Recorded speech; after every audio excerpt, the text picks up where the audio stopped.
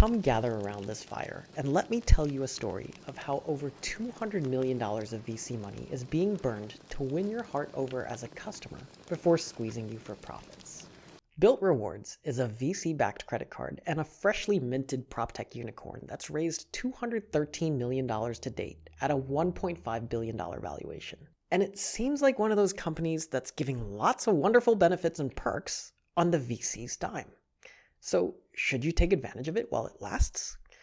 I am definitely not sponsored by them in this video, and actually you might think twice about signing up after watching this, because this is not your typical credit card review video.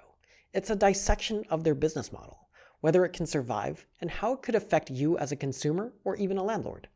There's a lot more to this business model than meets the eye, and if you're a renter, you might be angrier after watching this. So if you haven't heard, BILT Rewards is a credit card that you can pay rent with. And when I first heard about it, I was thinking, what? Points for paying rent? Sounds too good to be true. And at first, I thought you had to be renting from one of the major landlords in their network. So I was like, that's the catch. Because as a landlord, my knee-jerk reaction was, what a terrible idea. Why would I pay a couple % in processing fees on collecting rent when I usually pay nothing? But turns out BILT will let you charge your rent on the card no matter who your landlord is. They'll write a check to the landlord so your landlord doesn't have to pay the fees, but the tenant still gets points because it appears as a credit card charge. And by doing so, renters can finally build credit with rent payments, which, in BILT's words, helps build a path to homeownership. There's some reasonable limits. The points that you earn from rent are capped at $50,000 a year, and you need to make 5 non-rent transactions a month in order to get those points you earn from rent. So overall, it's very ambitious, and I might even say admirable. But still, it doesn't explain what the catch is.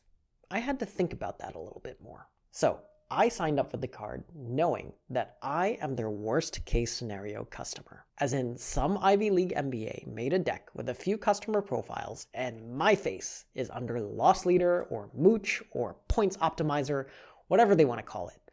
I am their cost of doing business. Because I clicked a referral link, so it already cost them 2,500 points, which is worth about $30.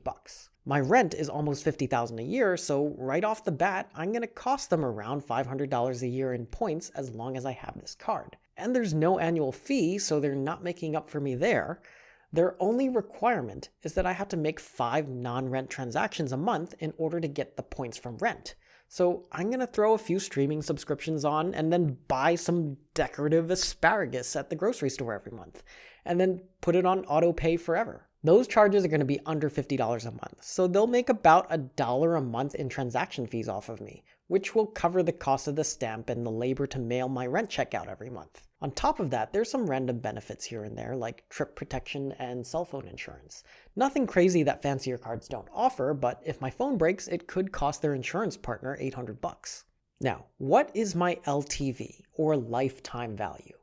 I've never missed a credit card payment in my life. So what's the net present value to BILT of losing $500 in perpetuity? And maybe throw in breaking a cell phone once. While I'm sure they make a few bucks here and there off of marketing partnerships, it's probably negligible in this analysis. So at a 4% discount rate, I'm probably a $13,000 lifetime loss to BILT.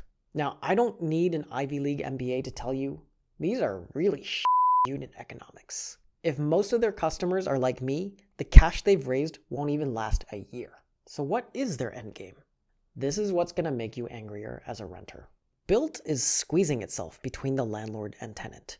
It's a middleman, and middlemen always make money by taking a cut of a transaction. But like I said earlier, landlords are not going to pay a cut of a transaction that's already free for them. So guess who's going to pay for it? Tenants. BILT generates revenue like other credit card companies, through interest income, which they charge for late payments, and interchange fees, which are the transaction fees they collect from merchants who accept the cards. And if you study this table of average revenue per customer for major credit card companies, you'll see that the interchange fees don't make them a whole lot of money. So I'm not the only one who restricts credit card spending to streaming and decorative asparagus. But despite how many people out there love to optimize credit card points, they are not the average customer. BILT's average customer probably pays around $1,000 to $2,000 a month in rent, and they'll spend a lot more on non-rent transactions, and a portion of them will pay late payment penalties and interest rates exceeding 20%. BILT is betting $213 million in VC money that the interest and late fees from delinquent customers and interchange fees from the non-rent transactions will exceed the cost of the rewards they have to pay out on all the rent transactions. Luckily for BILT, the historical data works heavily in their favor. 15% of Americans have been in credit card debt for 15 years. 45% of Americans have taken on more credit card debt during the pandemic. 75% of Americans have missed credit card payments due to COVID-19. And at any given time, 2 to 6% of credit card holders are more than 30 days delinquent. BILT is counting on tenants to be fiscally irresponsible with rent, the biggest recurring expense in their lives. Do you see the danger here? Landlords inherently want stability and are not in the business of collecting late fees. They don't want to go through all the headache that comes with collections and court dates, whereas BILT needs tenants to pay late in order to be profitable. And if that's not dangerous enough, here's some food for thought. A lot of states cap how much a landlord can charge in late fees, but tenants won't owe the landlord, and in some cases, BILT's interest and late penalties will be a lot higher than what the landlord charges. And another side effect, since BILT pays the landlord on time, tenants wouldn't deal with delinquencies in landlord-tenant court, which tends to favor tenants. They'll instead have to go to bankruptcy court to wipe out credit card debt, but they'll be financially ruined. The shining beacon of hope that BILT truly wants to help you build a path to homeownership is that they have this new business segment called BILT Homes. So far, all it does is give you an estimate of how much house you can afford based on your monthly rent payment. And it seems like they're setting themselves up to get some referral fees as a mortgage broker. That would definitely help diversify their revenue streams and shift the focus from late payments. But until then, tenants are footing the bill. So the $1.6 billion question is, will BILT's customer mix be at the right proportions to sustain their business? Will BILT Rewards be the next proptech unicorn to implode? What happens if the proportion of customers isn't profitable? Okay, that was 3 questions. Well, this has kind of happened before. Chase Sapphire Reserve had such big customer acquisition costs when the card launched that the card lost $300 million in the first year. In that first year, you were able to max out at around $1,800 in sign-up bonuses and perks. But since then, Chase has gotten rid of a lot of the bonuses and perks and raised the annual fee to $550. So BILT could very well introduce an annual fee at some point if their customer mix isn't right. Or maybe we'll see 0 fees in the first year and then an annual fee thereafter. Or maybe we'll see a decrease in the points you can earn from rent. Or maybe we'll see an increase in how many times I have to buy decorative asparagus every month. I mean, their legal agreement definitely allows them to do that, and I quote, "At any time, we may add, delete, or change any term of this agreement unless the law prohibits us from doing so." I mean, what's the point of an agreement then? I've signed my soul over to them. But remember, BILT is not a stable financial institution like Chase, even though they're in partnership with Wells Fargo. Not even sure if that's a good thing. It's VC-backed, so if BILT isn't showing a clear path to stabilized profits, VCs are not going to support further rounds without some drastic changes. Or they might just try to push to an IPO so that the public can get stuck holding the bag.